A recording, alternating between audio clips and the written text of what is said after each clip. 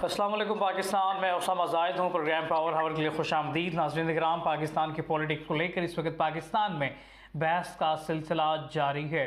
पाकिस्तान तहरीक इंसाफ की बात कर ली जाए तो पाकिस्तान तहरीक इंसाफ का इस वक्त मुकम्मल सियासत का दारोमदार यही है कि कहीं बल्ले का निशान उनसे छीन ना लिया जाए, उसके लिए तगदो कर रहे हैं। शरफदत मरबूत की शक्ल में पूरे पाकिस्तान में कन्वेंशन का आगाज़ कर दिया गया है।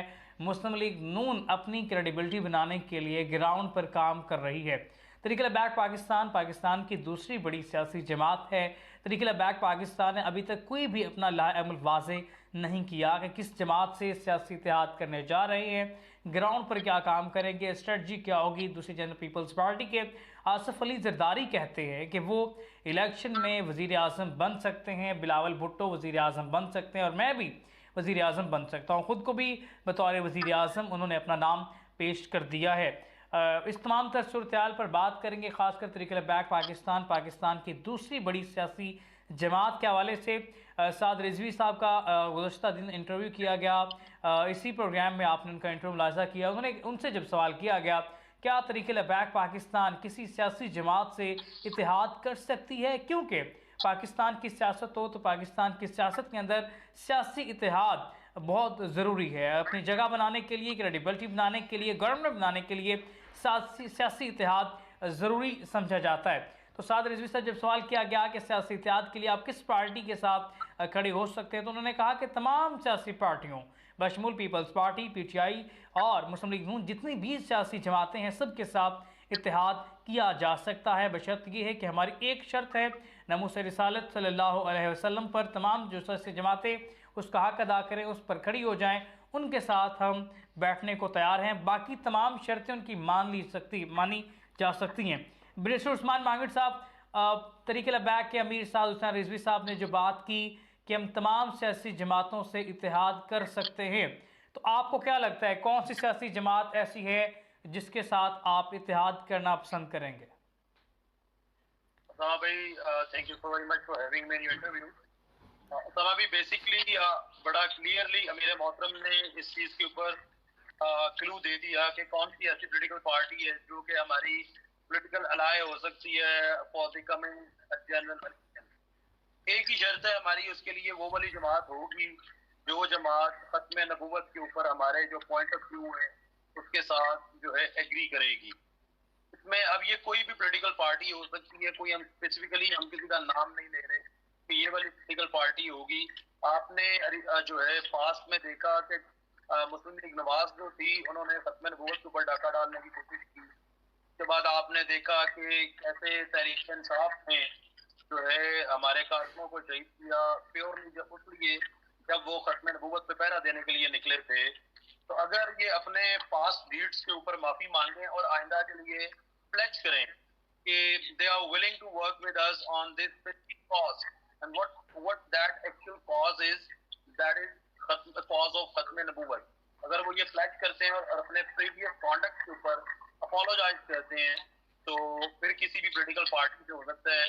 उसके अलावा जो हमारी रिलीजियस पॉलिटिकल पार्टीज हैं उनके साथ उसके इतिहाद के लिए काफी देर से कोशिश हो रही है और पाकिस्तान की तमाम रिलीजियस पॉलिटिकल पार्टीज वो ख्वाहिशमंद है कि तहरीक लबैक पाकिस्तान उनके साथ पॉलिटिकल अलायंस करे, क्योंकि तहरीक लबैक पाकिस्तान जो इस वक्त पाकिस्तान की दूसरी बड़ी जमात है। अगर आप ग्राउंड रियलिटी की बात करें तो ग्राउंड रियलिटी में आप देखें कि अगर जो इस वक्त पोजीशन है PTI को टोटली वाइप आउट करने की कोशिश की जा रही है और दूसरी तरफ जो PMLN है उनको हर तरह से जो फेवर्स ड्यू नहीं दिए वो भी दी जा रही हैं। वैसे आपकी वैसे बैरिस्टर साहब, आपकी और आपके लीडर का ये बड़ापन है, पाकिस्तान मुस्लिम लीग नवाज है तो वो तहरीक लबैक वैसे आपकी और आपके लीडर का ये बड़ापन है कि वो समझते हैं कि तहरीक इंसाफ को वाइप आउट किया जा रहा है, वो ये समझते हैं कि तहरीक इंसाफ के साथ गलत हो रहा है। अगर कोई रियल थ्रेट है या दूसरी पॉलिटिकल पार्टीज के लिए तो वो तहरीक लबैक पाकिस्तान है।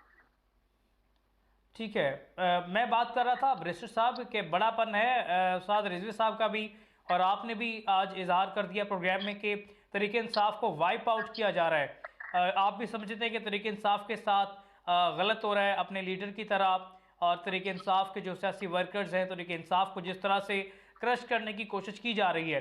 पाकिस्तान की सियासत इसके मुकम्मल हो सकती है, नहीं हो सकती, आप क्या समझते हैं?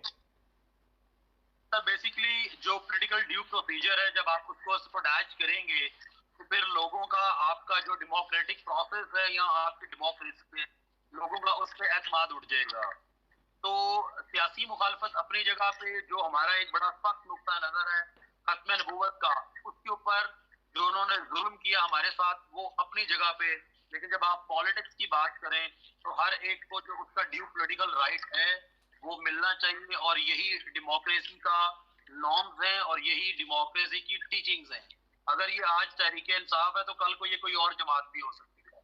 तो हम किसी भी तरीके से किसी जमात के ऊपर उस तरह के जुल्म के, वो वाला जुल्म जो कि वो वाले काम जो उन्होंने नहीं किए उसकी सजा उनको मिल रही हो, उसका हम हमेशा से उसके ऊपर जो है हम उसको जो है मजम्मत भी करते हैं, और मॉरल जो है हमारी उनके साथ बेस्ट विशेस भी हैं। हम चाहते हैं कि वो हमारे मुखालिफ हैं, वो मैदान में आए और हम उनका मुकाबला करें, और हम मुकाबला करके उनको हरा के हम पावर में आए। हम ये नहीं चाहते कि हमारे लिए किसी को वाइप आउट किया जाए, हमारे लिए कोई बहुत ज्यादा ऐसी फील्ड बनाई जाए कि जहां पे हम अकेले ही खिलाड़ी बन जाए, जो कि इस वक्त मुस्लिम लीग नवाज के लिए बनाने की कोशिश की जा रही है। तो हम किसी भी तरीके से इस तरह की डेमोक्रेसी को या इस तरह के डेमोक्रेटिक प्रोसेस को हम सपोर्ट करते ही नहीं। ठीक है। बैरिस्टर साहब, एक और बात भी यहाँ पे मैं लिंक करना चाहूँगा कि पाकिस्तान के अंदर, इस पॉलिटिक्स के अंदर जिस तरह से सियासी इत्तेहाद को काफ़ी स्पेस मिलनी चाहिए। हर तरह का सियासी वर्कर, सियासी लीडर ये समझता है कि पाकिस्तान की पॉलिटिक्स में सियासी इत्तेहाद रीढ़ की हड्डी की मानींद साबित होता है। जैसे ही तरीके लबैक के अमीर साद रिजवी का मैंने इंटरव्यू किया, उसके बाद मुख्तलिफ जमातों ने रब्ता करने की कोशिश की है, लेकिन ज़ाती तौर पर मैं ये समझता हूँ कि जो इस्लामी मजहबी जमातें हैं, सियासी जमातें हैं, लाइक जमीयत उलमा इस्लाम की बात कर लें, जमात इस्लामी की बात कर लें, इस तरह से दीगर भी सियासी जमात दावा शायद है, या उस तरह का एक पॉलिटिक्स पार्टीज़ हैं जो इस्लामी सियासी जमातें हैं, लाइक राय हक पार्टी है। तो क्या इनसे मजहबी अलायंस भी जिस तरह से थोड़ा बहुत होता है, तो सियासी अलायंस इनके साथ किया जा सकता है, इनको स्पेस दी जा सकती है? क्योंकि मुझे दो सियासी पार्टियों के रहनुमाओं ने बाकायदा तौर पर टच किया है। उन्होंने पूछने की कोशिश की है कि साद हुसैन रिजवी और तरीक लबैक की क्या पोजीशन है, अगर हम सियासी इत्तेहाद के लिए उनको दावत दें तो वो तैयार हो सकते हैं। आप क्या समझते हैं? सर फिर वही आंसर है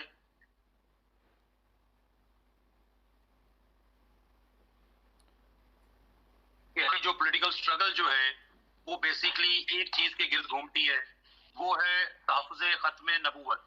इस कॉज को हमने प्रोटेक्ट करना है और तादमे मर्ग हमने इसको प्रोटेक्ट करना है।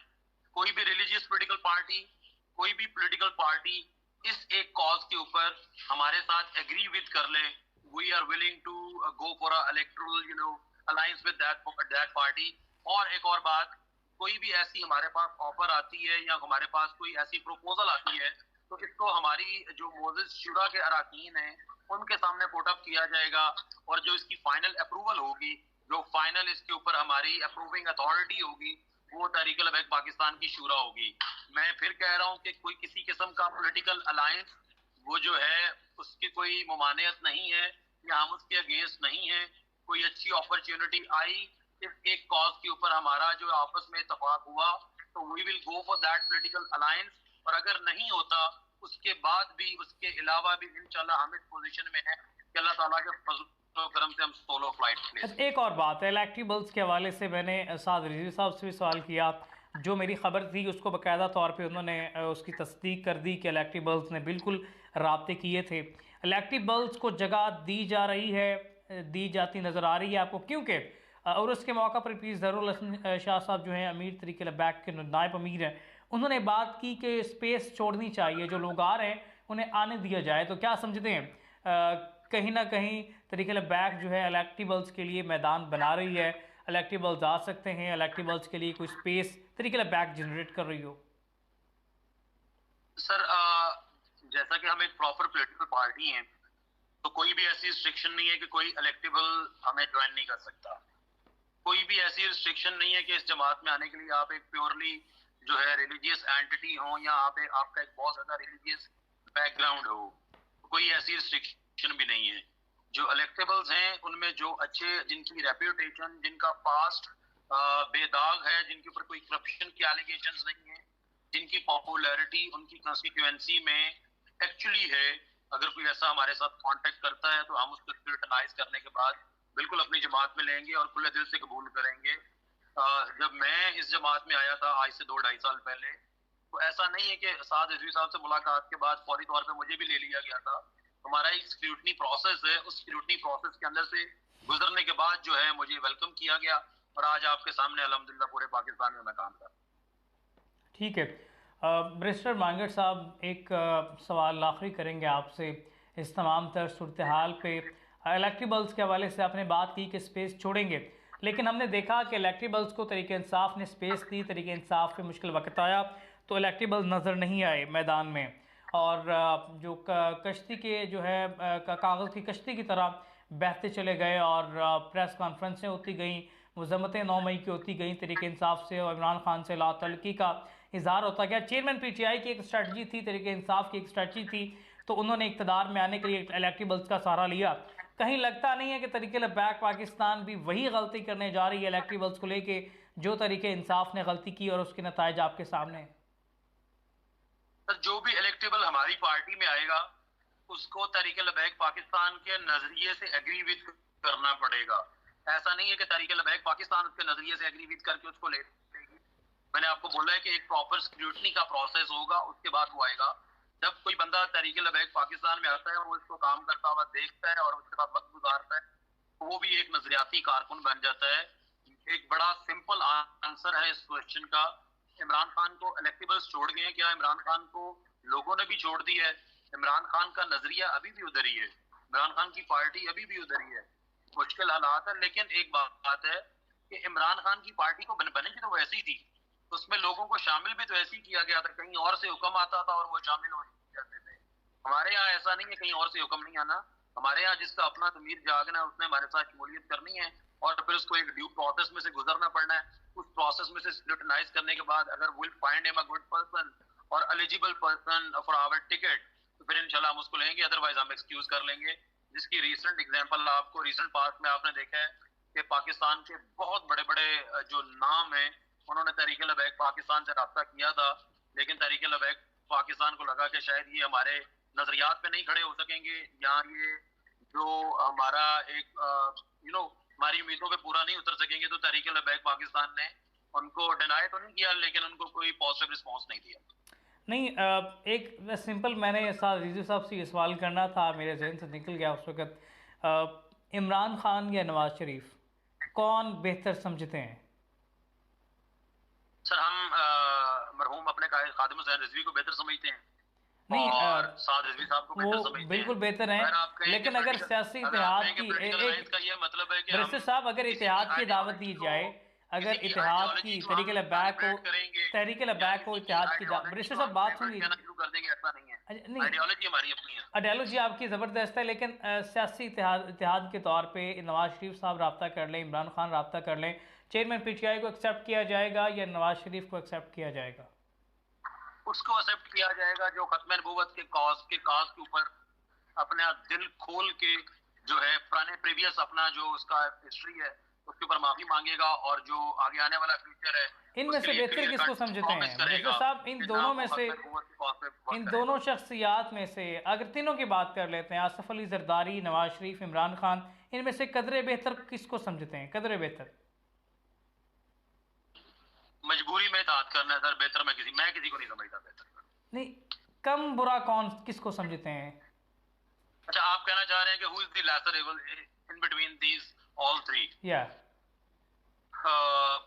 आई गेस, लेकिन सर दिल नहीं मान रहा। मैं नाम तो ले लूं लेकिन दिल नहीं मान रहा। एक ने मुमताज हुसैन कादरी को फांसी दे दी, एक ने 53 शहीद कर दिए, और एक तरफ वो बुतों के ऊपर दूध चढ़ाने वाले हैं।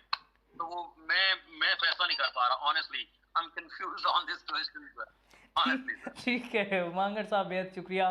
बैरिस्टर उस्मान मांगट हमारे साथ मौजूद थे। लेते छोटे से ब्रेक, और ब्रेक के बाद चेयरमैन PTI की बैरिस्टर गौहर हमारे साथ मौजूद हैं, उनसे बातचीत करेंगे।